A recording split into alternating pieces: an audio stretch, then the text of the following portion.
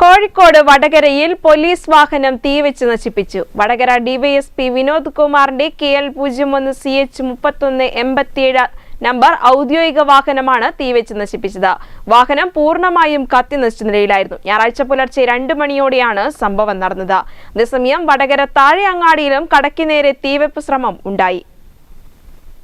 കോഴിക്കോട് വടകരയിലാണ് ഡിവൈഎസ്പിയുടെ ഓഫീസിൽ പോലീസ് വാഹനം തീവെച്ച് നശിപ്പിച്ചത്. വടകര ഡിവൈഎസ്പി വിനോദ് കുമാറിന്റെ KL01 CH 3987 നമ്പർ ഔദ്യോഗിക വാഹനമാണ് തീവെച്ച് നശിപ്പിച്ചത്. ഞായറാഴ്ച പുലർച്ചെ 2 മണിയോടെയാണ് സംഭവം നടന്നത്. സംഭവവുമായി ബന്ധമുണ്ടെന്ന് സംശയിക്കുന്ന ഒരാളെ പോലീസ് കസ്റ്റഡിയിലെടുത്തിട്ടുണ്ട്. ഡിവൈഎസ്പിയുടെ ഓഫീസിന് മുൻവശം നിർത്തിയിട്ടിരുന്ന വാഹനം പൂർണ്ണമായും കത്തിനശിച്ച നിലയിലായിരുന്നു. അതേസമയം പുലർച്ചെയോടെ വടകര താഴെ അങ്ങാടിയിലും കടയ്ക്ക് നേരെ തീവെപ്പ് ശ്രമം ഉണ്ടായി. മുസ്ലിം ലീഗ് നേതാവ് ഫൈസലിന്റെ ചാക്ക് കടയ്ക്ക് നേരെയായിരുന്നു തീവെപ്പ് ശ്രമം. കടയിൽ നിന്നും തീ ഉയരുന്നത് കണ്ട നാട്ടുകാർ ഉടൻ തന്നെ തീ അണയ്ക്കുകയായിരുന്നു. സംഭവത്തിൽ ഒരാളെ പോലീസ് കസ്റ്റഡിയിലെടുത്തിട്ടുണ്ട്. ഇയാൾ തന്നെയാണോ വാഹനം കത്തിച്ചതിന് പിന്നിലെന്ന് സംശയിക്കുന്നുണ്ട്. ഇത് സംബന്ധിച്ച് ചോദ്യം ചെയ്തു വരുന്നതായി പോലീസ് അറിയിച്ചു. CCTV ഉൾപ്പെടെ പരിശോധിക്കാനുള്ള നീക്കത്തിലാണ് പോലീസ്. News bureau, Vadakara.